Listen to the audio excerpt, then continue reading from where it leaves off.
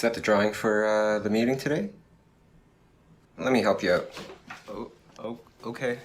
See, what we want to do here, Bobby, is make the eyes bigger. That's what's gonna really attract the kids, and the cheeks bigger. Kind of like... Well, you get the idea.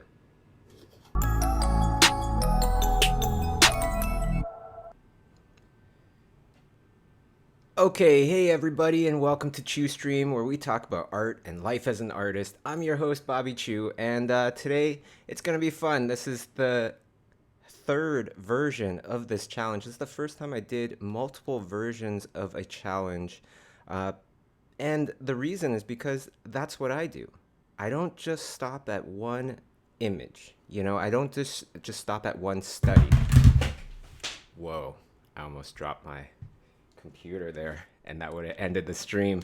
But perhaps that just means that this is going to be a really exciting stream today. So here are the instructions. Okay, so a 90-minute art challenge, complete an illustration 90 minutes based on the image given.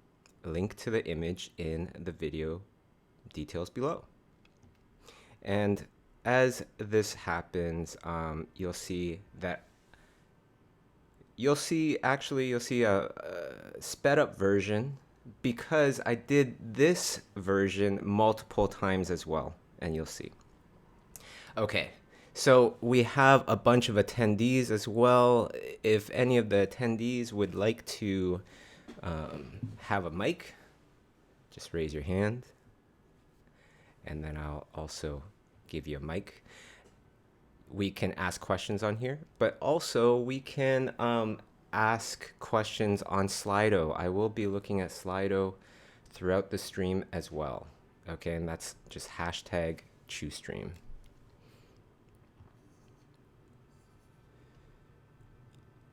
All right, so currently there's one person that's in the stream. ChewStream regular, CJ Rusoto. Hey, CJ, how's it going? Hope everybody's doing good today. Hello? Hi, CJ. Good to see you there.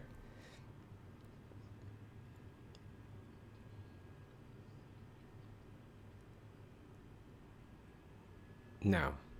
Cycrus.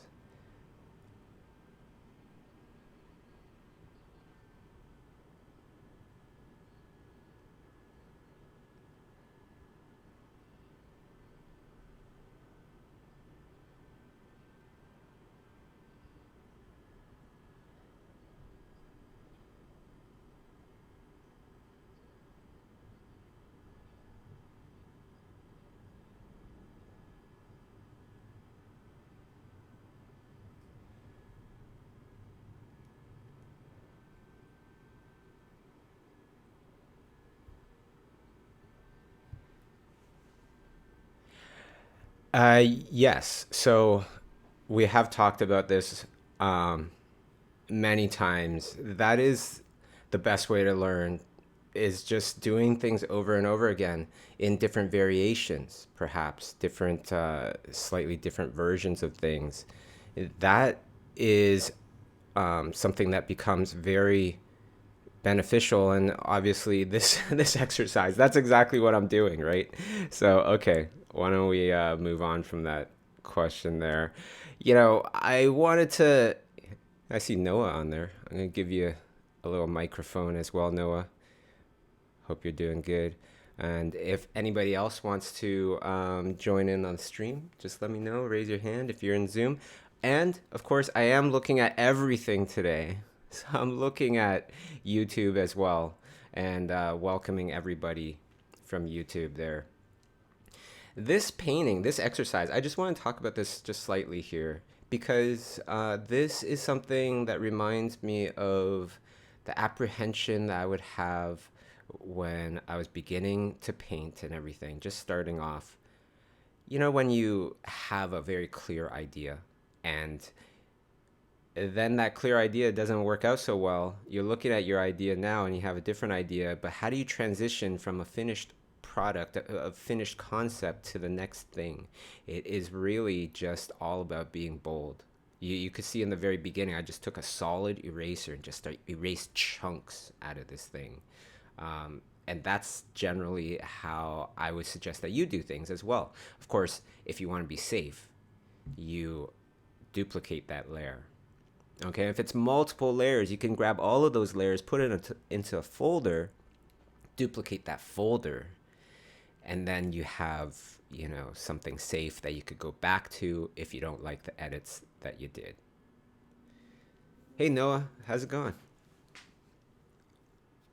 Good to see you. Good to hear from you. Um, yeah, I saw you on there, so I was like, hey, yeah, let me set you up with a mic. Um,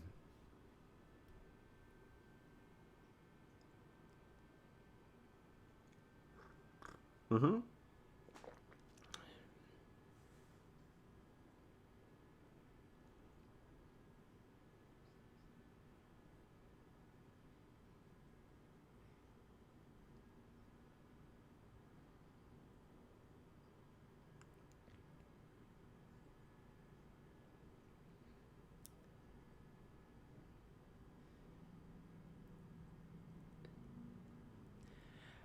Yeah, awesome question. There is this thing where it's like this mode, um, and I'm sure you've experienced this sometimes as well, where it's this mode where you're not trying to be exact anymore.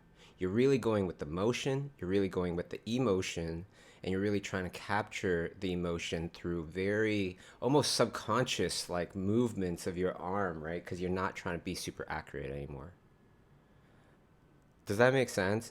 And so with that is kind of like that vein of thinking where like no longer are you trying to do the thing that you did last time, but you're trying to take a very loose idea that's probably just very loose in your head and you're putting down almost abstract marks.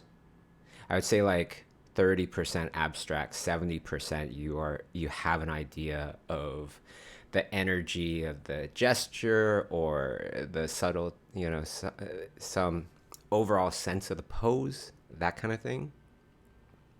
And you just go with that. That's a mode, I feel, that it's like a mode that you can get better at, that we all get better at. Now, one thing I did not too long ago, I think it was like Friday or something. No, it was Monday. Last Monday, I did a stream where it was an exercise of I put my pen down, I don't lift it up, pretty much. I don't stop. I don't even know what I'm drawing at first. I'm just drawing a shape. I made a squiggly line, made it into a shape that kind of turn into kind of like stairs. So those squiggly lines, I'm not 100% going just whatever. I'm more like, at that point, ratio wise, I'd almost say it's like 50-50. It's these kind of controlled lines, 50% kind of controlled. 50%, I don't even know what the heck I'm doing. I'm just making marks. But the 50% where I'm controlling is so that I don't make just these, circular scribbles or something until, what is that?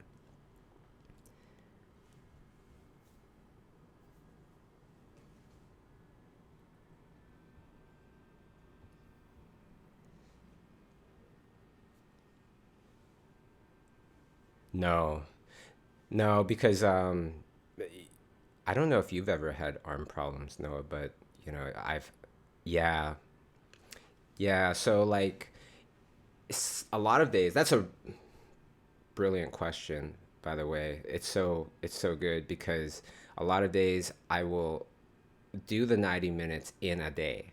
So 20 minutes here, 30 minutes there, another 30 minutes later. And then I have this finished thing, as well as finishing all these other, my regular stuff. Right, right.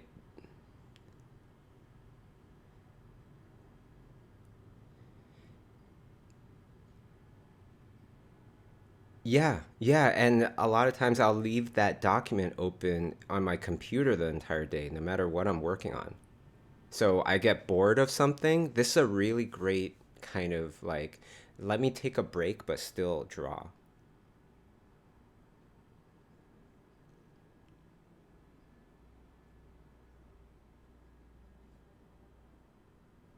Oh,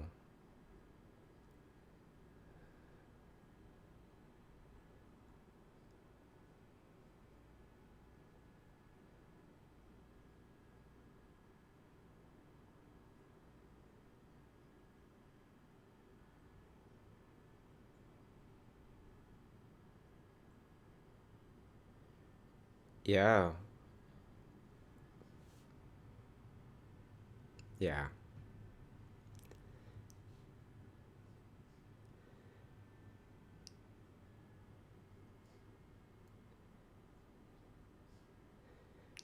right.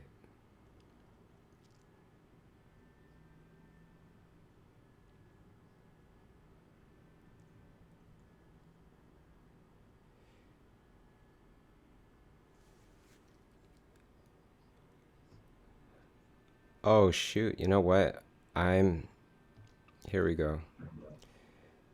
Sorry, everybody.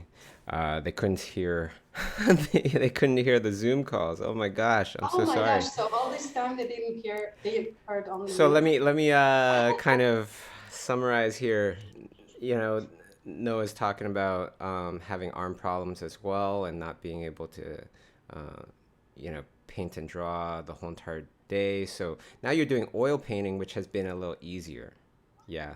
Yeah, it's just for me, I have a problem with my wrist. So I know already that the small motion of working on Wacom triggers it. You know, it causes Mm-hmm. inflammation, and then there's another issue. So I already know I've had it for the last 5 years or so.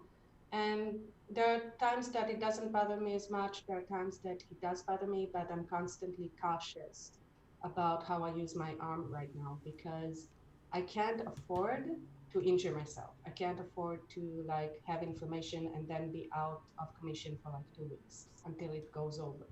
So oil painting is right now I'm studying it.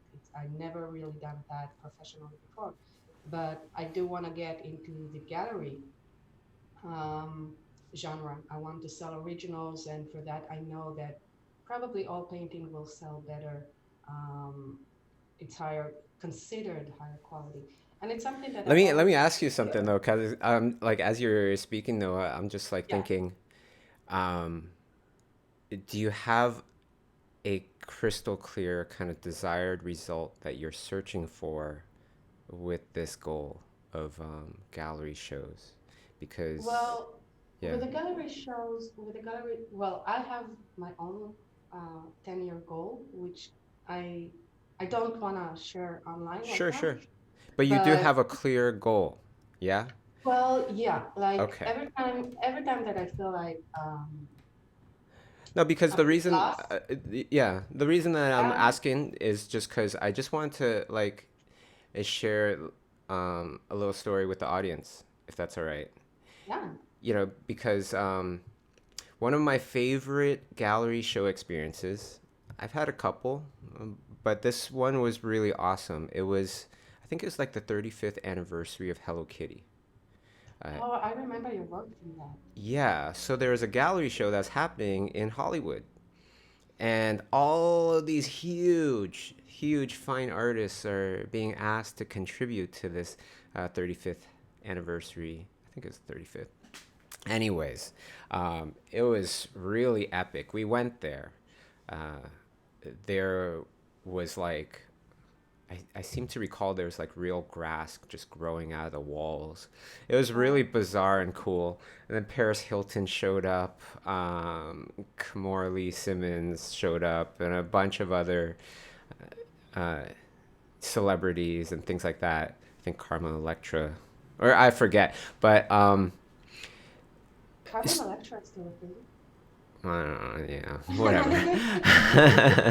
I saw her in that Michael Jordan documentary, so I was like, maybe she's Oh, still a thing. Anyways, so the whole entire thing is this is very important to me, and and I don't want to look dumb. I don't want to spend time, patience, some money, whatever, on creating a piece of art and nobody buys it, right? So that's the dilemma here. I want to do this show. There's way too many people that are on a totally different stratosphere in terms of fine art than I am. And so I'm a little nervous. So, what I tend to do with these very important kind of moments or events or things is I think about what is the desired result that I'm searching for and start with that question to see where or how to begin. And this is complicated.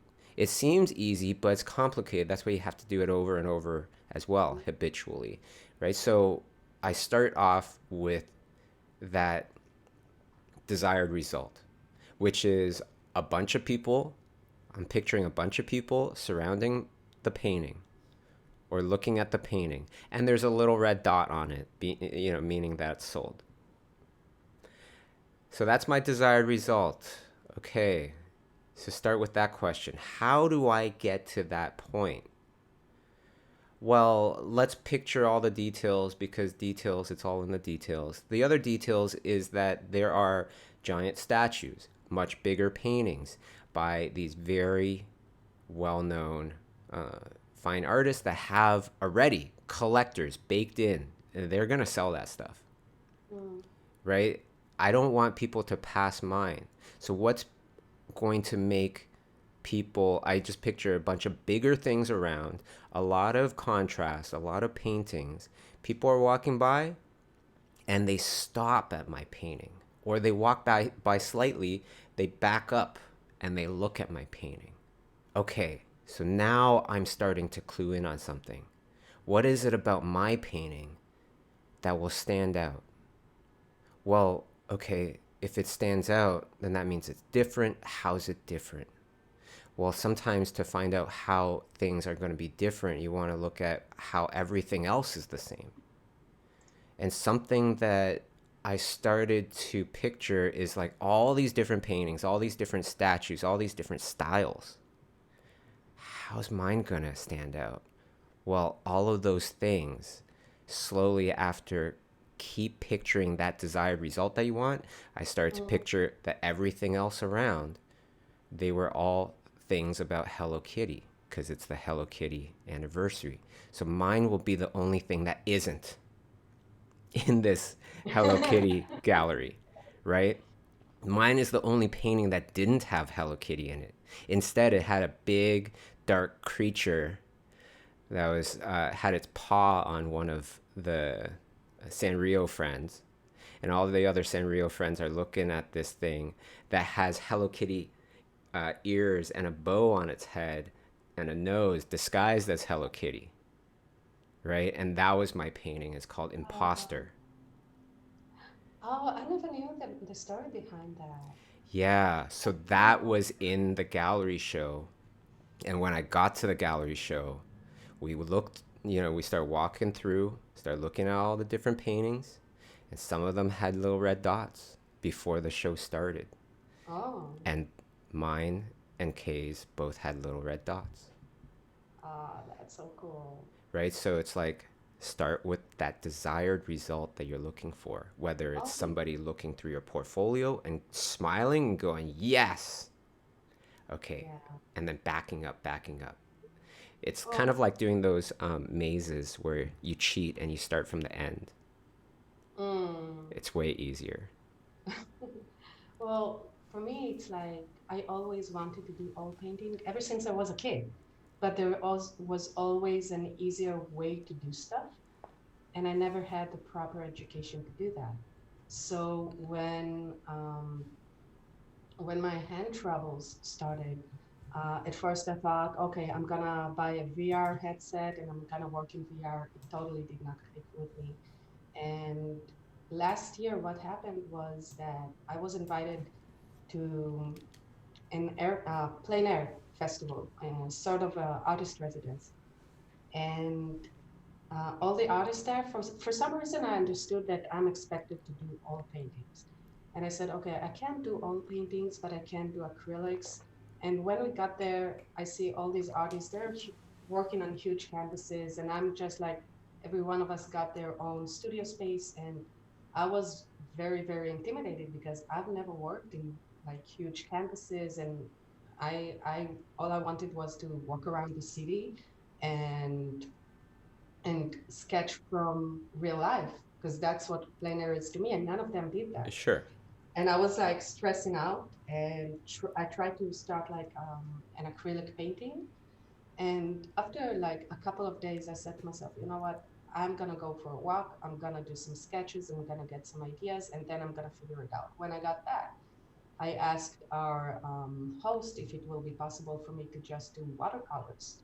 And I said to sweeten the pills because he's like, this is going for an exhibition and we want to, in return for our stay there, we have to give them uh, the painting itself. So I told him like, listen, if I do Okay. this in watercolor, I can do a whole lot of watercolors. I don't have to do, I work really, really small. I studied from Nathan Fox. I do really small ones. And so I will give you at least six. I will produce more, but I will give you at least six of those paintings for you to use because all I wanted to do is to do good work, not work in a medium that I'm not that comfortable Yeah. with right now. So I ended up making like 9 or 10 um, watercolors sketches, and they were the only ones that got sold. Ha That ha got ha accepted. ha. And Because you're it's like it different. wasn't, You yeah, stood and it out. was, yeah, and it's like it for me. It was like an aha moment that okay, I gotta do what I love doing. I gotta do um what I'm good at and I enjoy. Because all I wanted was to be out instead of being in this Hey, studio that's the space. perfect combo too, because it's different and it's something that you enjoy. Okay, let's try to include some more people in here Yeah, because sorry. it's kind of taking up all the time. So, okay, we have questions in Zoom and Slido. So I'm gonna go to Zoom first. This one's from Archie. Archie says, "Hi Bobby, I'm Archie from Indonesia. I have a oh, let me press this answer live. What does that mean? Okay, so I have this question. When creating a creature design, is it necessary to draw the anatomy first, or just draw the simple basic shapes and combine from any kinds of possible animals?" That's great. So anatomy, I kind of think of it like how much anatomy do I draw when I draw somebody walking around in a fur coat, for example. When I look at the elbow area, if her or his arm is bent, then I'll pay extra attention to that because that's a part of the anatomy that will start to stick out at that point. uh, They'll start to protrude. So those areas would start to become a lot more important. You see what I'm saying? Areas where the anatomy um, affects the visual when you see it, like you can see the scales wrapping around the muscles or things like that, then yeah, it becomes important. I would definitely pay attention to that. And when it's all covered with fur, I still draw looser anatomy, but still anatomy. I'll start to group muscles together, start to group forms together because I don't need to get super detailed with them. The fur kind of just fluffs everything up, anyways. Awesome. And then we have a Slido question. This one's from CJ Ellison. When choosing images to do a 90-minute study from, do you have a long-term learning goal in mind, or is it based on what you're curious about learning that week? Excellent question. Um, Long-term learning goal. Sometimes. So for example, hands, right? Hands is something that can be very complicated for a lot of people, but there's also claws, there's also fins, there's also all sorts of different types of paws, feet, hands. And it's important to see the relationships between all of them to truly, truly master the grabber, right? That's what your hand is. So, for that purpose, I remember when I was studying that, there was a bigger, longer kind of goal in mind. It was to get good at, paws and hands and grabbers. Then there's other scenarios like this, for example. These studies here, the kind of goal in mind really is creating different stuff in the same lighting situation. Right? And going back to Noah, going back to what you're saying of like, it's harder for you to kind of think about getting away from the reference. But that's totally understandable because that's something that I definitely remember consciously working on. That mode where it's like 50% imagination, 50% just trying to feel it out, and then looking at it, looking at those somewhat scribbles and try to make sense of them, and then solidify it more and more and more and more. All right.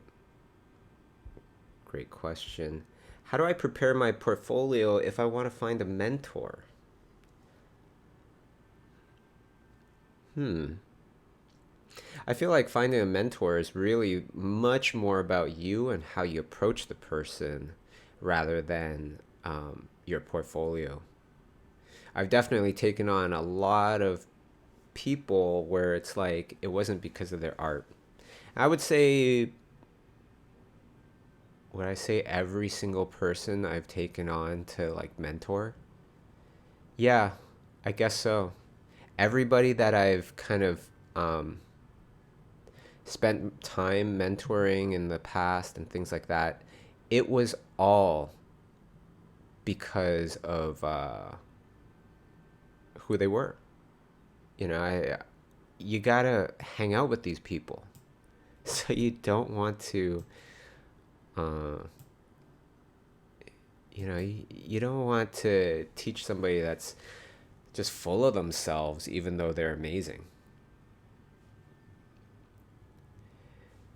I try to, that song, sit down, be humble.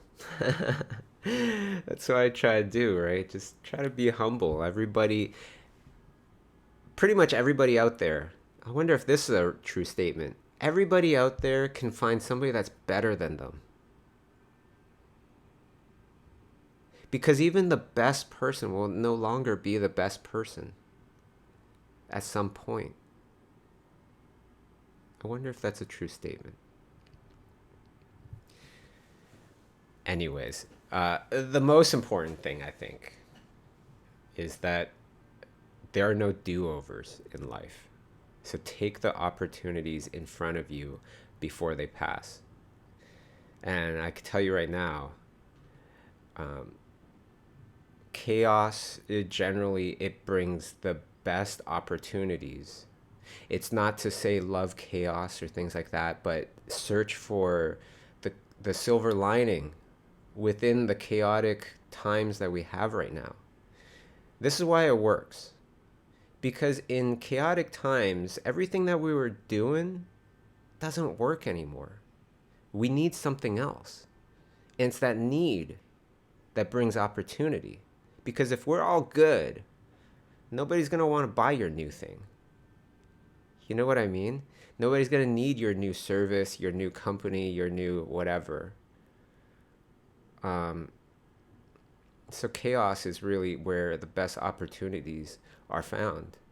So we just got to keep looking. And that's also a good way for us to just get away from um, just feeling bad, about this situation and everything.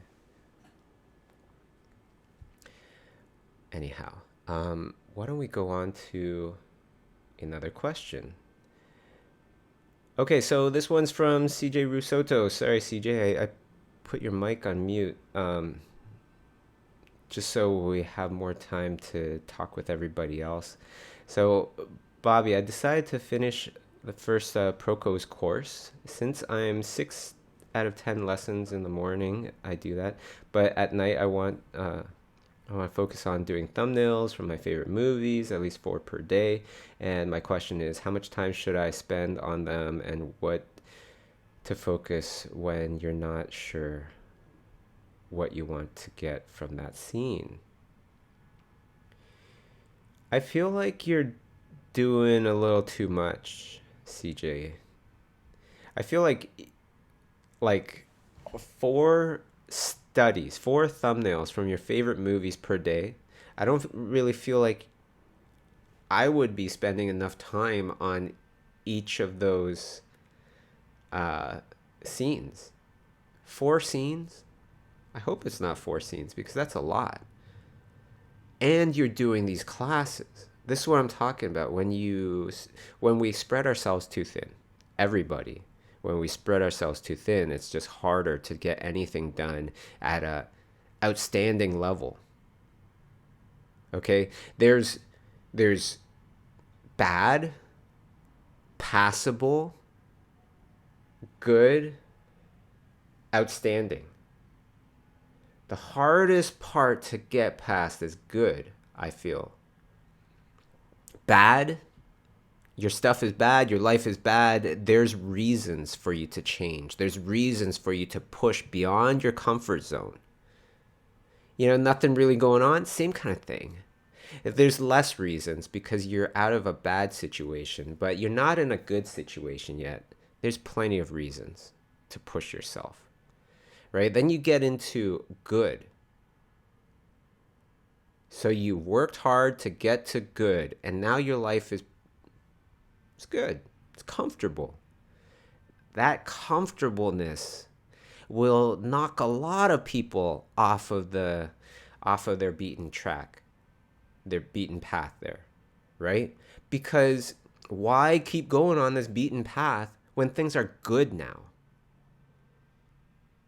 Right? And a lot of us, we might hear this and go, yeah, there's no reason. But there is a reason. There is a reason because greatness happens after good, after the comfort zone. And you will not get there unless it's from inside, internally. And it's not the environment, it's not your life around you, the outside world that's pushing you forward. It's coming from within. And that's what we need to kind of stoke, that fire. We need to get it hot, burning, right? Because there are no do-overs in life. And right now is an opportunity. Every day is an opportunity. And for us older people that remember a bunch of decades now, we know how fast a decade goes by. And we only have a handful to do awesome stuff. Right? So it's like, no matter where we are at this point, it's fun to strive for more, even if you're comfortable. It's challenging and it's so rewarding, so satisfying when you know you put in that hardcore effort. And you're looking for hardcore effort because most of us that have not spent, hard times, things like that, most of us, including me, didn't really know what hard work was until we went past that point of giving up. When we would usually give up. With a good life, what point would we usually give up? We're looking towards getting to that point where it's like, if you had a bad life, what point would I give up? That's what I'm thinking about. If I didn't have all these things in my life, all these luxuries, how hard would I be working to get those things? Or to get just luxuries as in freedom of time, not necessarily not like bling or nothing. I don't have anything things like that. I like traveling for sure. I like eating good food for sure. So those are my luxuries, I guess, as well. But that's such an important thing, for all of us. And hopefully you're doing this challenge right now, listeners. You're taking this time to not just hang out, listen, ask questions, talk, but you're on it. You're also drawing. You're also trying to figure out, okay, yeah, let's try to figure out some of those things maybe that I might have said about those different modes of drawing where you're not getting super tight anymore. You are forcing yourself to move that pencil around a little bit more loosely, trying to figure out what you want to do, trying to see where this thing is going. That's what it's all about. There are no do-overs in life. It is Sunday. It is a beautiful weekend, I know. And absolutely take advantage of that. Enjoy it. But can you enjoy it in a way that will help your life out a little bit more? Enjoy it. Grab a nice glass of wine or something. If it's a nice afternoon outside or something, go out, have that glass of wine, bring a sketchbook, put on some music, and just draw. If you're used to having the TV on all the time, maybe just turn it off and enjoy that silence a little bit and draw. And draw those hands, draw your hands. If that's the thing that if you're better at this, wow, I think it would really change my life. It would change my abilities. It would probably change my whole portfolio, and then in turn get me other level kind of jobs. I went on a little bit of a little rant there, but it's a good positive rant, right? Okay.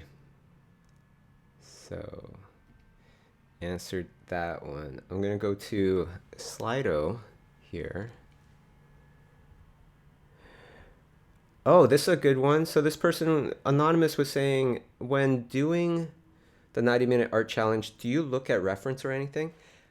So in the beginning, I do. Yeah, sorry. In this one, I didn't. You have a link in the details of this video to this image, but that's the reference. And no longer is it on screen. It's not on any other monitor either. Because by this time, I've sketched this, sketched off of that photo so many times now, 7 or 8 times at least. And now I don't need it. It's in my head. Not only have I kind of, at this point, and we could all do this, right? You copy it enough times, you study it enough times in a way where you are thinking, I need to memorize this to a point where I can do this without looking. And the only way to memorize that really is to understand it. So understanding it more and more with every try. And then the 7th, 8th time, I just put it away. I just close it. I'm not looking at anything. I'm actually looking at a little drawing of Sailor Moon in my sketchbook, because I was doing this like Sailor Moon redraw thing that didn't work out well. It was just a little sketch of super scribbly. Let me see if I could find it. No, it's not going to be here. But it was a very, very 30 seconds at the very most. Just an idea of a creature where the ears are kind of like the two bulb things on the on Sailor Moon's head. And that was it. And bangs. Yeah, so it's pretty much, it's no reference. It's just going for it. I recommend to do the same thing, because if you could do that, then all of a sudden you're creating things totally out of your head. And it's based off of something in your mental library. And the more you grow your mental library, the more you will strengthen a ton of things. That's how Kim Jong-gi could draw everything out of his head with no reference. It's because he has a giant mental library and he's always concentrating on adding to it.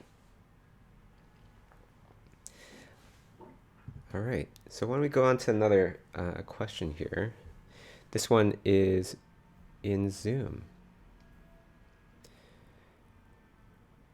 So let's go to Mitchell first. Or actually, yeah, let's just go in order so I don't get confused. Archie says, "Hi, Bobby. Thank you so much for sharing. I have another question again. What's the difference between a creature design and creature illustration? And what's a good creature design portfolio and or creature illustration look like?" This is a really great question. So, Archie, creature design, I could see that being a lot sketchier. Um, but then that would be a concept. Also, illustration. Okay, I got it. So, creature design could be very sketchy because it's a concept. It could be very finalized because it's like the final concept. Um, I would say that they're going to be very similar in many ways, but creature illustration has a lot more freedom, I think, for interesting compositions. You could cover up a good deal of the creature. You could do all sorts of stuff because it's all about the illustration. It's all about the storytelling. You can change the perspective. You can have very forced perspective where there's a giant paw coming out at you. But you could imagine if you're doing a creature design for a film, a game, whatever, and you give them a giant paw coming at you, super foreshortening, um, the modelers are going to be like, what are you doing? Like, this makes it so much more difficult. What am I supposed to do? I'm supposed to analyze your foreshortening and understand how big this hand really is, this claw really is on this fictional animal that doesn't exist. So I would have no reference to kind of go off of. Yeah, I guess it wasn't that hard to answer. That would be my answer right there. All right, and back over to Slido. Now, Slido, John, I'm an intermediate that doesn't have much knowledge about anatomy. Where do I start? What would my training regime look like? Um, First thing I thought of is that there's this awesome class on Schoolism called Deconstructed, Drawing People with Viktor Kalvachev. If you are into, if that's what you like to do, you like to do characters, that course is fantastic because he goes through anatomy, he goes through styles, he goes through just pencil marks and the differences between different types of pencil marks. And I kid you not, I don't care if you're professional or not, you will like that. You'll be like, oh, wow. Yeah, I didn't really think about it like that. What's the difference between cross hatching, where it's vertical lines, horizontal lines, versus diagonal lines, and he is very specific. And it's a fantastic, fantastic course. Highly, highly recommended. It's doing amazingly well for a reason. The other thing I would do is, so say you don't have a Schoolism class, okay? But I wanted to mention, of course, because we're talking about it, and it's down below, that I've been doing content on my channel for we're doing it 12 days straight because it's only a bunch of days left before the end of our sale. $198 gets you a year subscription to all the content on Schoolism, over 30 plus courses, plus artist workouts, where you work out with Nathan Fowkes is the newest one. Steven Silver also has one. And you're doing these art workouts with them where you can see them doing it as well, right? And that's fantastic. Um, yeah, so sale ends June 5th. I think that's Friday. So get on it, you know. And what a great way to uh, give somebody, you know, art education for under 200 bucks. Uh, I want to give a big shout out to Victoria Ying, actually, because she started something that was fantastic. She put out something where it's just, she was giving out 3 free uh, year subscriptions. Actually, she gave out way more. She gave out 3 specifically to um, black artists in America. You know, there's a lot of craziness going on in America right now. But she also gave away, I think, like 30, I want to say 30 scholarships for schoolism, year scholarships on top of that for anybody that applied. So huge shouts out to her for helping out the art community. All right, let's go to Zoom now. And by the way, I want to let everybody know the time that you have left, okay? We started this about 45 minutes ago, so we have about 45 minutes left. Okay, Zoom question from Mitchell Bell. Hey Bobby, I've been teaching myself how to draw and do art for the past 3 months now.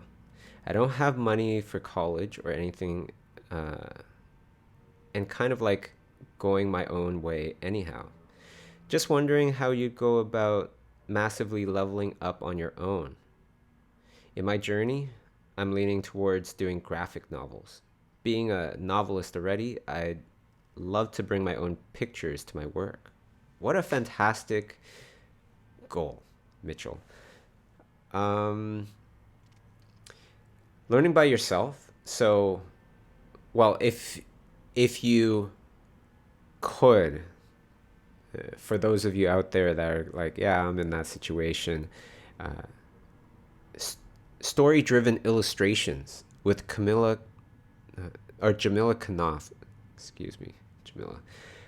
Fantastic. She is great. Not only is she an amazing artist, but she studied about education, teaching, I believe. I'm pretty darn sure that's what she told me. So her teaching is fantastic. Very, very good. Uh, but of course, we want to help out everybody, even if you're not, you're not able to have schoolism subscriptions or anything. So Mitchell, if you have absolutely, no resources, that's okay. You have the internet. You found, you could watch this stream anyways. There's definitely a ton of things that you can look at and do. You could, what I would do if I was you, because you have a very specific goal here as well. So I'd think about that graphic novel or yeah, you said graphic novel. So I'd think about that graphic novel. I think about your desired result. So obviously people are picking it up, they're looking at it, they're reading it. Okay, well, who is that person? Who is your avatar? Who is that the most applicable person out there? Right? How old are they? Where do they live? Do they live in an apartment? Do they live in a house? Where are they reading this? Every little detail that you can find and start to work your way backwards. Where did they buy this thing? What was the context of the place that they were buying this in? Was this on a website? If so, where would it be? How would your thing look compared to everything else around on that website? And why would they go to yours? All these things, and slowly start peeling it back. And at the same time, you're looking at that piece of art. What is that graphic novel? What does it look like? Is it three-toned with lines? Is it painterly? Is it you know, whatever it might be traditionally done, things like that.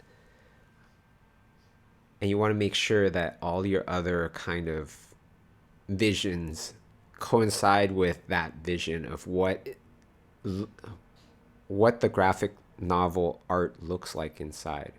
Then you'll be able to know what you need to learn, right? Because if it's very painterly or something, then you might want to go to painterly artists. Alex Ross comes to mind. If you want to do something more traditional, Francis Manipul, Dustin Nguyen come to mind, and Alex Ross, but his stuff looks extremely time consuming. Realism, if lighting is a thing, animated version but very realistic lighting, then you might want to look at somebody like Ryan Lang. He's working on his own graphic novel. And then with those things, same kind of thing. I would study them just like I'm studying this over and over again with different objectives in mind until you really absorb and you really try to get every little bit of information out of that study, out of those things,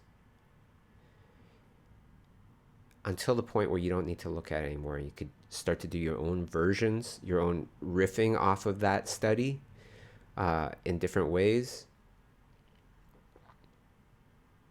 Graphic novels, it's not easy because you are pretty much everything. You're a story artist, you're the director, you're a character designer, layout, everything, environments, everything. But it's a great goal, and I think you should stick to it, especially if you know that that's your dream, especially if you know that's something that you can do. I would totally. All right. Oh shoot, what do I do here? I just closed a bunch of okay. Henry asks in Zoom, "Hi Bobby, I'm illustrating backgrounds for a children's book and I've received some feedback that it looks too similar to the style of Studio Ghibli, which I was really disappointed. While I love Ghibli and I'm inspired by them, I'm worried that it looks like I'm ripping them off. As an artist, do I have an obligation to change what I've done, even though it was unintentional?" Henry, that's up to you. For me, I would say yes. Like I would want to change it. Um, th- that's why I always tell people study multiple artists, study multiple sources. Because when you're learning a million different ways to do the same thing, it's what you end up doing tends to be completely different than anything else. It really becomes much more of like this natural style.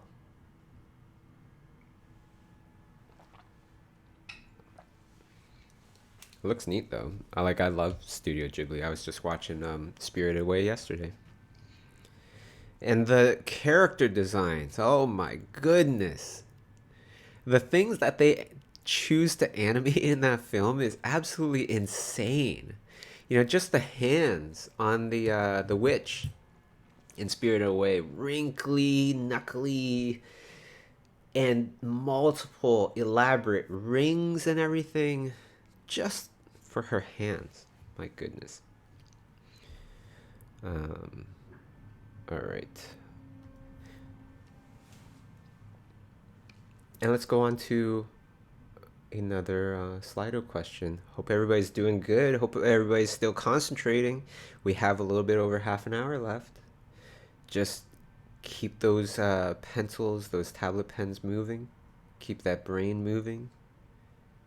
Keep trying to visualize what it is that you're going towards, what you're painting, what you want your painting to look like in the end. All right. Anonymous asks, what do you look for when selecting a reference image for the kind of challenge you're doing right now? Um, yeah, that's an excellent question too. I look at the beauty of the subject, um, and I think about what it is I want to learn from it. It's kind of like looking at art, you know? You see a piece of art, what do you like about that art? If there's nothing, you kind of move on. If there's something that you really like, then yeah, I'm in it. I'm gonna do this one. It doesn't necessarily have to be a piece of art, as we know. Like Tuesday's stream, the next image that we're studying is this one, Lord of the Rings. And that'll be really fun because I'm a huge Lord of the Rings fan. I love that series, the costume design, everything, the environments, the props. Um, yeah, fantastic. I feel like watching it now. Okay, so yeah, it's kind of like looking at good art. Who do you want to study? That becomes a even simpler kind of answer in my head when I think about it. Right? You look at some art and you're like, I don't want to copy this. I don't feel like trying that. Um, and some art you do. Okay. Yeah, somebody's saying in the chat, in the YouTube chat, I always had that with all the arms of the boiler room guy. They animated that. Uh, yeah, Spirited Away, the boiler room guy. It's like 6 arms or something and 2 legs. I don't even know if he has legs. I forget. Okay, so what's next here? Let's just go back and forth. Let's go to Zoom. Archie, thank you again for sharing. I have another question.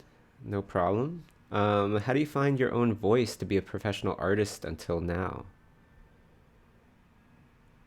Because I'm not sure that art could be my main career, but I'm still searching for answering who I am, what I want to be, but I still learn anything I like. Archie, wow, good question again. Finding your own voice as a professional artist, first of all, um, it's really looking for knowledge. For me, I'm sure there's other people that do things in other ways, and there's many people that might be successful doing things in other ways. But um, I feel like it's really a search for knowledge. My way has my own logic, okay? And that logic is when you don't have options and you don't have knowledge, then how will you know how you want to present yourself when you don't have all the options, right? And you go and search for how as many people do the same thing, paint and draw, and how they think about things in many different ways. Then you start to build options. And then when you start to learn from enough people, you start to find these correlations. You start to find these similarities between one person and another person, how they do things. And then you can also find new ways of doing things because you're like, that person does it that way. This other person does it this way. If I take that aspect of what they do and this aspect of what that person does, put them together, I got something new. So for example, Bouguereau, the classic painter Bouguereau, doing all these beautiful, very soft lighting paintings. If you ever get like a big version of one of his a big image of one of his paintings and you really zoom in, you'll see that he uses lines. He uses colored lines a lot of times. They're so thin, you don't really notice, but you feel it. Like a really warm kind of painting, he might use a very thin red line in parts, in like the lighter parts of the painting or something, and it just gives it that extra tiny bit of crispness and warmth at the same time. Now, you might not be interested in doing soft lighting paintings, but you can take that little tiny aspect of that very thin line and the crispness and the feeling that it gave you and apply it to something totally different, right? And you could take um, Zorn's, the kinds of lighting that Zorn liked to do, and start to see how can I incorporate linear, very thin linear accents, linear outlines of things, the way that Bouguereau did it. Just an example, but I think that's a pretty cool example. It makes me think, what would that look like? That would be cool. How could I also incorporate that into creatures now, right? And you could see some of this riffing that's been going on with these studies, because this is the ninth subject that we've been studying. Right? And some of them, if you go back to, I think it was the fifth one, the bird on the branch, I start to combine things that I liked about the bird on the branch with a lighting scheme of Frederick Remington's Moonlight Wolf painting, and so on and so forth, right? That's why learning is so much fun. It's so much fun, and we can't fail at this. You try. Well, most of our paintings, most of our tries will never be perfect. Um, and like, what is perfect, anyways? I don't think there's any such thing. So it's really about the effort that you're putting in, the the fun that you're getting out of it, and just make sure that um, just make sure that you don't give up, because I know this road for a lot of us, especially if you're more in the beginning or something like that, it's very easy to feel like it's daunting. If you're struggling with drawing right now and you're looking at this painting, this might be very daunting for you. Thinking about creating lighting by yourself out of your head, that could be daunting for you. I know I've had my moments before I was really professional where I was in school thinking, I would love to paint things realistic out of my head, but is that possible? And really questioning it. I had no idea. I could tell you it is possible. It is totally possible, especially when you are constantly going at it, constantly trying to improve, trying to learn, and constantly trying to figure out better ways, tinkering, right? Because sometimes the smallest changes can make the biggest differences. And the only true failure is giving up. Um, that's not to say, of course, if you are going in the wrong direction and you realize you're going in the wrong direction, change directions. I don't see that as giving up. It's altering your mission. Giving up to me means that it's too daunting. I give up. I'm scared. I give up. Right? We don't want to do that. We do want to make sure that we're climbing towards the right goal, though. We want to make sure it's the right tree that we're climbing up, that there's fruit on the top. And you're going to want to be in that tree. You know what I mean?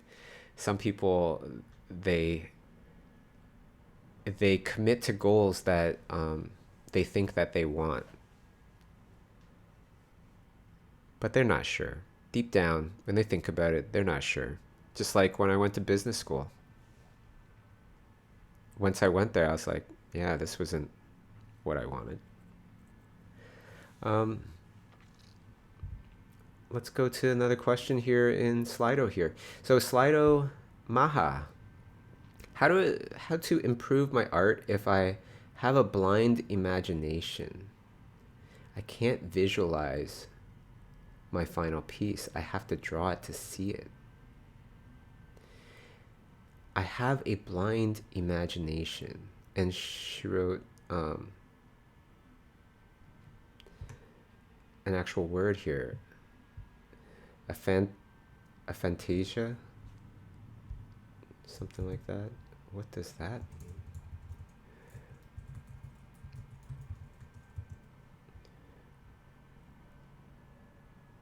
Oh, wow. Okay, a mental condition characterized by an inability to voluntarily visualize mental imagery. Many people with this also report an inability to recall sounds, smells, sensations, or touch. Oh, that's very interesting. I actually, you know what? You're okay though. You're okay. There's benefits in that. I know a very successful artist that is like that. And he loves it because, well, because he's a very positive person, always looks on the bright side of things. And he goes, then he doesn't get locked into tropes, certain ways of doing things. So I would say for you, it's really like, now that you know this, it's really about surrounding yourself with good reference to have things to riff off of. Um, yeah, great, great question. Okay. Uh, let's go to the next one here. Finn, I was sad to hear that Lightbox was canceled this year since the first was really special. What is your long term vision for Lightbox? Any big changes coming? Yeah, a huge one. We're still doing Lightbox. It's going to be online. You will be able to get in no matter where you live. There will be a suggested price for people that would want to support Lightbox, but it's a suggested price because we want to be totally inclusive. If you have no means to pay for, uh, you know, joining in the experience, be participating, and all that good stuff. Like that last person was saying that they don't have the funds, they don't have the means to get any kind of education, not even $200 for a schoolism subscription. Um, in that case, this is for you guys. You can choose to pay zero if you can't. We still want you to come. We still want you to enjoy because, it's the art community coming together, right? And we take care of each other. Um, and we try to generally, we try to do good things. The art community, so awesome. Okay. Now, and I want to emphasize there's no do overs in life. So take the opportunities that are in front of you, like I was mentioning before. Lightbox Expo online. Put it on your calendar, September 11th to 13th. It will be fun. It will be awesome. And there will be tons of people coming. You will see. Okay. Hope everybody's going to be excited for that.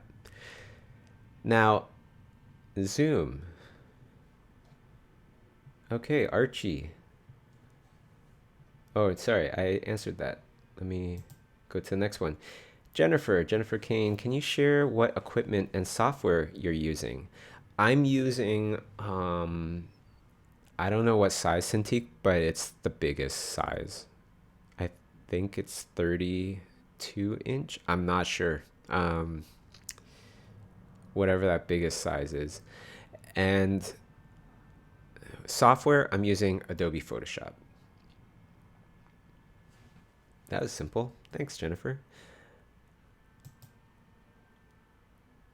All right, next one is Jesse on Zoom.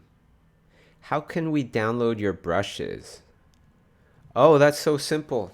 Okay, so right now I'm using a basic brush. It's just the default brush, comes with Photoshop. It's just that circle. It's a hard-edged circle. And it's really in the way that I use that brush. So I tend to mess around with my flow options a lot more. But of course, I go into details in my course on schoolism, digital painting techniques. But what I do is for organic things, I tend to tone down my flow to about 20%, 10%. My spacing on my brush is 25% for the Photoshop people out there. Um, yeah, no pressure sensitivity for opacity or flow, but there is pressure sensitivity for the size of the brush. And there's, like I said, there's a lot more to it. Um, if you want to learn more, you could definitely check it out in the digital painting class on digital painting techniques on schoolism, or digital painting with me on schoolism. Okay, next one here on Slido. CJ, what's something art related or non art related that you'd like to learn that you haven't yet? Uh, it's so dumb. Just dancing. I want to learn some dance moves that I've been checking out on TikTok because I'm on TikTok now, guys. You gotta check me out. Encourage me. You know, I'm just having fun, but some encouragement would be awesome. Digital Bobbert is my username. There's no dance videos on TikTok of me, by the way. I don't think there will be, but who knows? Okay, so that was cool. Let's go to another Slido question here. How should I prepare my portfolio if I... Oh, got that one. I'm an advanced intermediate artist and want to become a live action filmmaker. Do you have advice on what I should practice to improve my art for visualization? If you want to be a filmmaker, now you gotta start looking at like, okay, you want to be familiar with cameras, lenses, like what type of lens would you want for this shot? What type of lens would you want for this shot? You would want to start to know pretty much everything, at least a little bit, the kinds of lighting, the kinds of lights, live action. You're dealing with a lot of stuff, a lot of stuff. Uh, I've never made a live action film, so I wouldn't even be able to tell you. But if you want to work on live action films as an artist, then really I would definitely do the challenge that's coming up on Tuesday because that's Lord of the Rings, that's live action, and for you to be an artist in live action, you want to be able to learn how to paint and draw realism out of your head a lot of times, because like if they could just take a picture of something, then they don't need you to paint it.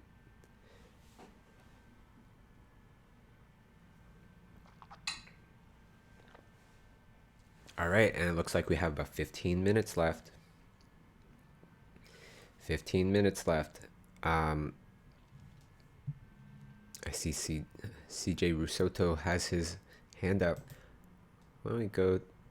Okay, you got the mic, CJ, if you want to ask another question.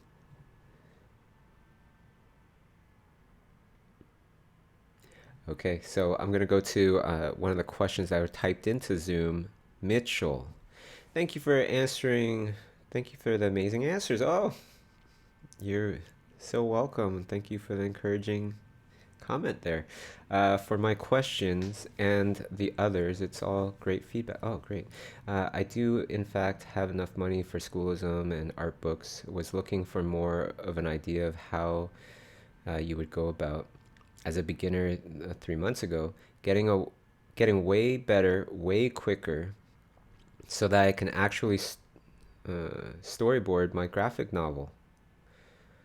What should my day-to-day routine be, basically, in your opinion? That way I can compare your idea to what I've been doing. Ah. Um, how I would do this is, and this is, yeah, like you said, this is just my way. But I am very kind of like, I feel like I'm always trying to think of logic, right? So I would start studying graphic novels that I like, copying them out,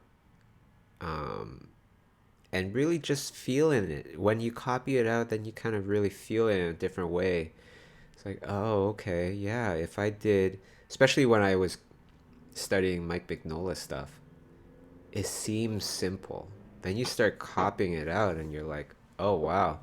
Um, Whoa, what's going on with CJ there? I'm gonna mute you, CJ.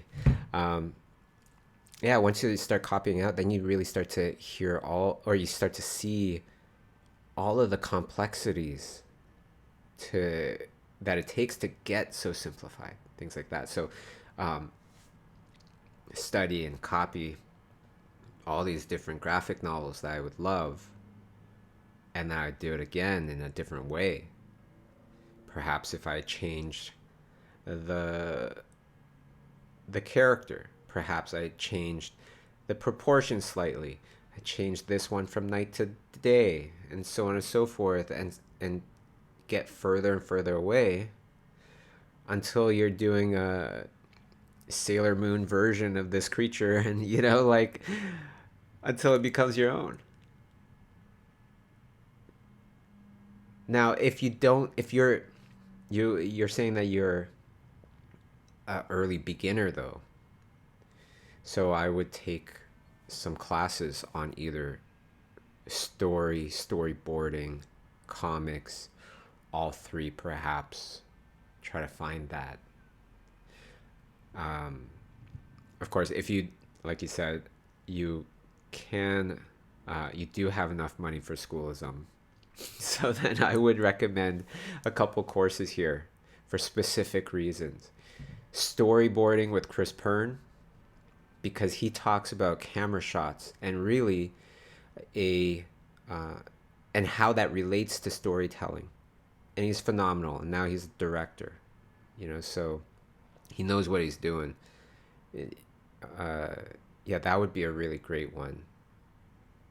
Gesture drawing with Alex Wu, because you're going to really need to understand posing. You're going to really need to understand how to draw people or just things, acting. Another one I would suggest would be Jamila Knopf's class that I was mentioning earlier, story driven illustrations. Because just by the name of it, you could tell why that's going to be important to you, help you tell your story. Anonymous attendee. Okay, so you wrote in here, will there be another free portfolio review? Where can we submit our portfolios again? So, Anonymous, you are in luck because I loved the last one. It was really fun, and it was nice to help people draw on top of their paintings and such, and to talk with them as I'm doing it. Um, First, we've opened it up to the Schoolism subscription group to submit their portfolios. Definitely want to show our appreciation to the Schoolism community. Monday, we open it up to the public, everybody else. Okay, so that's tomorrow. What you would do is you would be given instructions on where to submit, what to say in your portfolio, and things like that. And that'll be tomorrow. And you can look for instructions and things on social media, Schoolism Live, my social media as well. Should be fun. I loved the last one. It was really great. Saw some amazing portfolios, and it's really nice to show them how they can turn it up a bunch of different notches. I'm just seeing on YouTube, just a quick question in the chat there. Can you talk about the ArtStation challenge? Yeah, so there's an ArtStation challenge, mystery box challenge. It's kind of like the uh, Lightbox Expo is helping to hold a contest, hold a challenge, I should say, on ArtStation. And this challenge is actually the biggest challenge they've ever had in terms of sponsors, in terms of prizes. This challenge has the most sponsors, the most prizes that they've done. So check it out. Not only that, but you're going to have really awesome jurors looking at your stuff. So that's really great. That's how that played a big role in how I started my career. It's just doing challenges, and then because I did those challenges, people noticed me and then gave me opportunities. Okay, let's go to Slido here. Anonymous asks, should I take one class and focus on it 1 month, then take another one, or take 2 or 3 classes? Actually, it really, like, if you find a class, I'd say what you're saying here is great. Take one class, focus on it for a month, and then decide if you want to keep focusing on it or if you want to redo the whole entire thing a lot more methodically or in a different way, whatever. But what I would suggest is, surf through all the different classes. If you have a Schoolism subscription, you have the entire library to just go through, hundreds of hours of videos, over 30 plus courses. I think it's closer to like 35 now or something like that. Um, yeah, and just find that thing that you really gel with. And then I would really get on that and just get obsessive about it and force myself to put it on every time I'm drawing. Even if I'm not drawing that thing, even if I'm doing some other work, if I don't have to think about things in terms of like typing things out, having to read something, then I just put it on. And it doesn't matter if I'm listening to only 30% of it. Let yourself drift in and out. If you constantly have it on, that makes it so much easier to truly, truly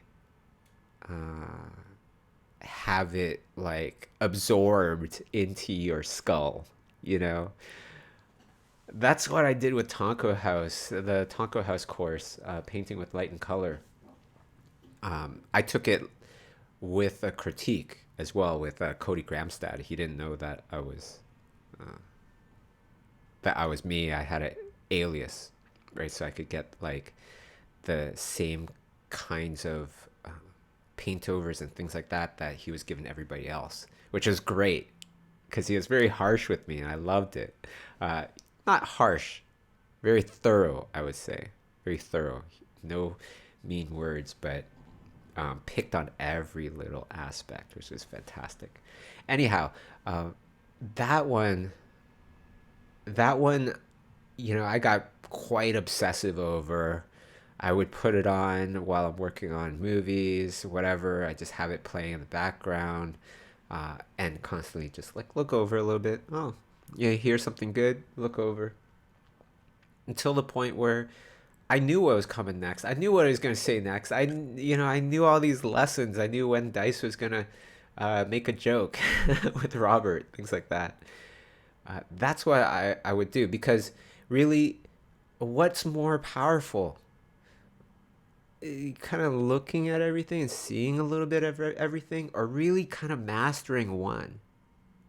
And then after you master that one, or you can't really master anything, I would say, or some people would say for art, but you know what I mean, like getting really stinking good, getting very, very comfortable with that aspect of art, then you move on to another and another.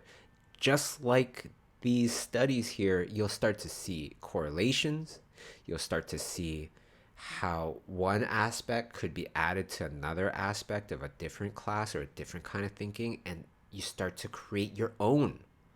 Uh, and then you start to create your own identity, your own style and things like that. And yes, there's many of us that could say, yeah, I came up with my own style by sitting at my desk and drawing for 5 hours, and I came up with a style.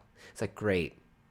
That style also is very legitimate. But what I'm saying, the style that I'm saying, would be based heavily on multiple layers of very, very smart techniques, smart knowledge, smart foundations, because it's taken from all these other giants that we're standing on the shoulders of, right? And that's what it's all about. That's why it's awesome. Uh, if you think that there's nothing left to learn, not anonymous over here, but anybody out there. One time, when I was teaching in college, this is over 15 years ago, I was teaching um, life drawing, and there's this young artist there, 21 years old, best in the class, or one of the best. And then I taught a little screwed up. I taught on how much you improved, not how good you drew, because to me, doesn't matter how good you draw, because you're nowhere even close to your potential now. You're all like, you know, early 20s. You got so much potential.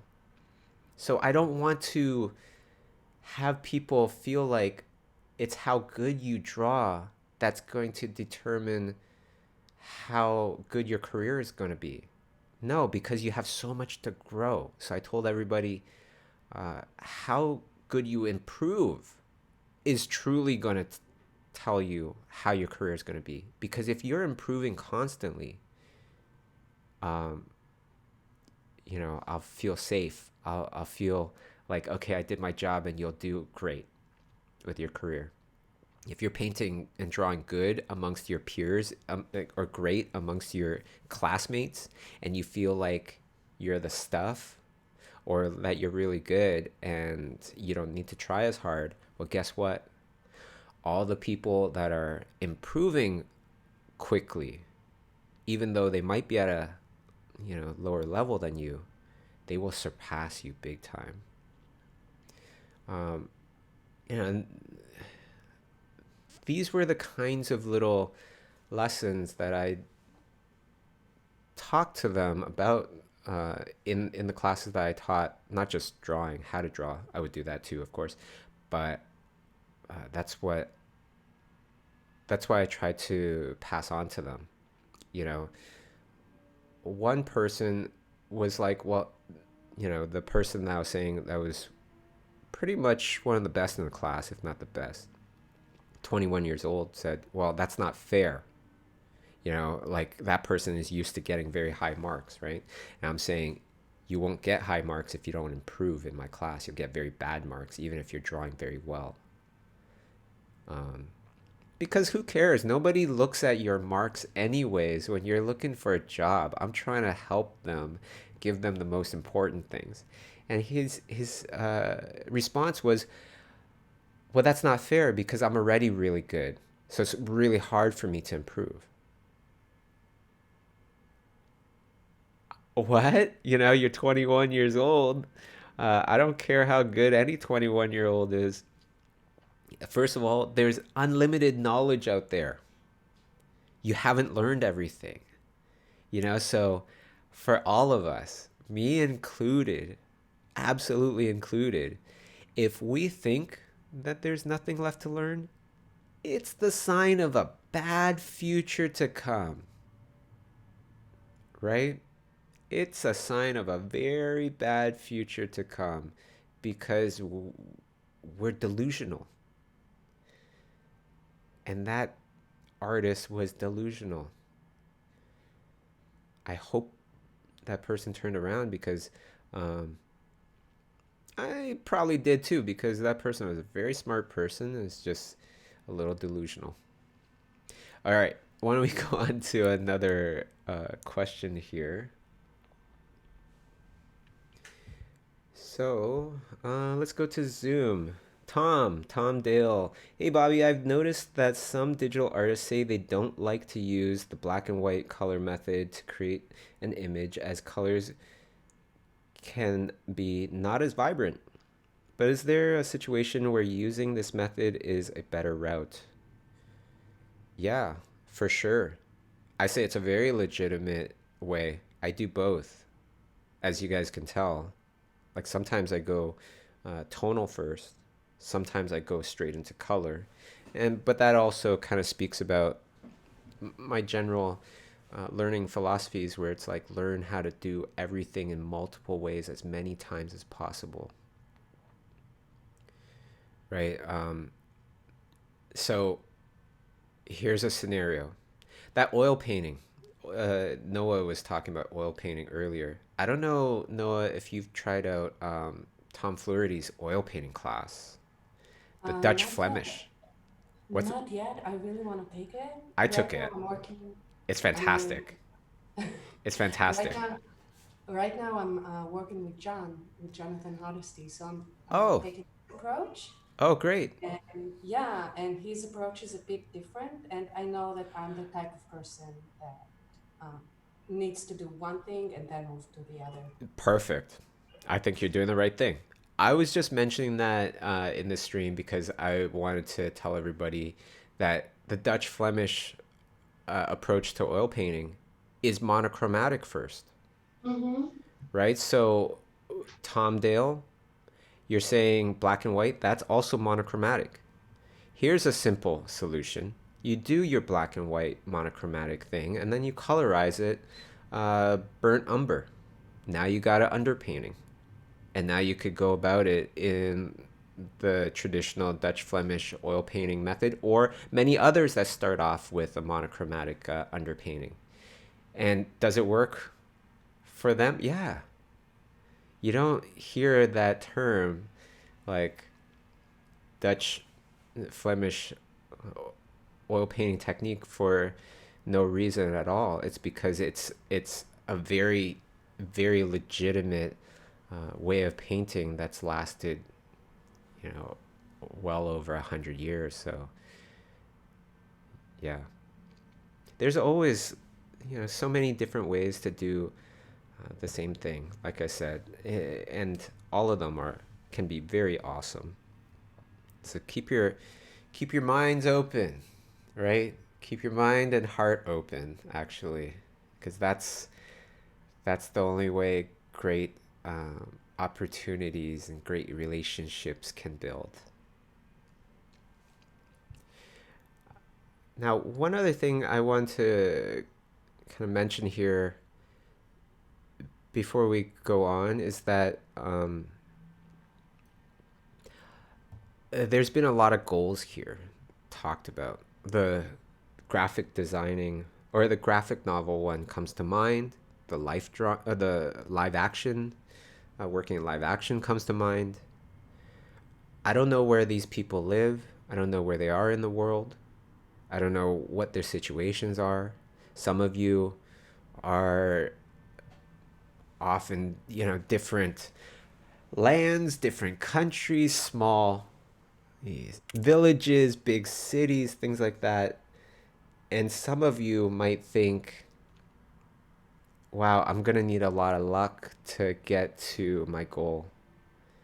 Uh, but many of us know that person that constantly plants lucky seeds, seeds of potential opportunities, will grow lucky fruit and something will sprout. We don't need everything to bear fruit.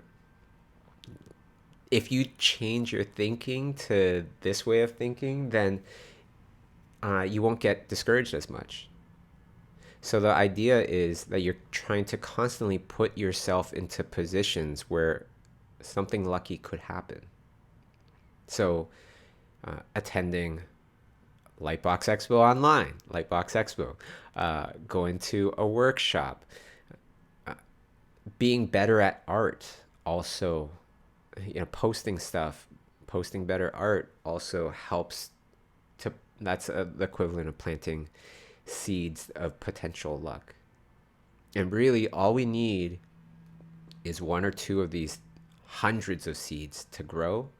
All the other ones could be good deeds, good effort, good um, things that you did for people, and they all didn't bear fruit.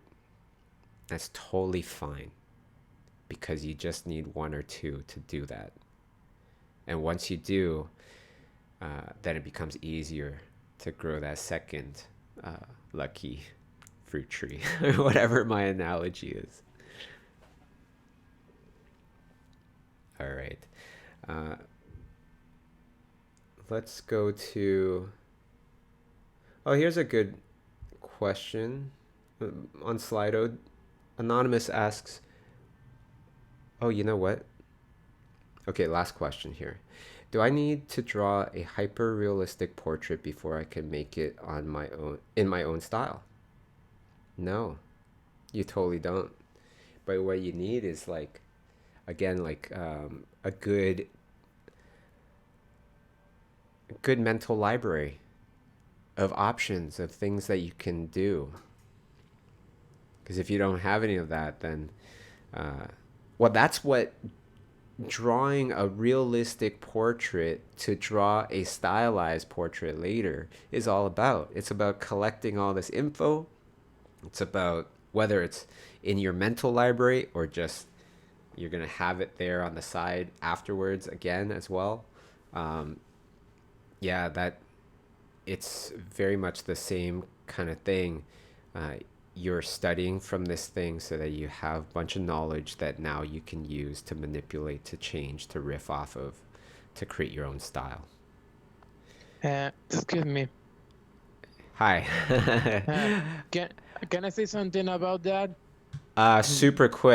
Super quick, CJ. Yeah, that's exactly what Steven Silver teaches in his third lesson on the fundamental class, isn't it? Yeah, yeah, and we've all done this for people that are character designers. You're studying from the real thing and extrapolating information from it, taking really good knowledge, things that you might have learned just from copying it first. He's definitely talked about, like, there's like a wolf example. Whether it was in the class or he was telling me live, I forget, but the whole entire thing was that he had a wolf design that he had to do. And so he copied a bunch of wolves first, just from photos, just drawing them. And then he threw them out, right? Put them away, closed them up, and then just start drawing from his imagination. Now that his brain is fresh with wolf information. And there you go. Okay, webinar is done, or challenge is done. Thank you so much for everybody tuning in. Again, tomorrow we're going to be opening up the submissions for portfolios. So look out for that on social media. And if you're not on a schoolism class and you're always wondering, you're always interested, now is the best time. I kid you not. Our sale ends June 5th. So after June 5th, annual subscriptions will still be very affordable, but it will be $300, just a little bit under $300. Right now, it's $198. So you save over $100 for an entire year of education. Recommend it. Recommend it to your friends. Get on it. Take advantage. And thanks for joining in. I'll see you guys next time.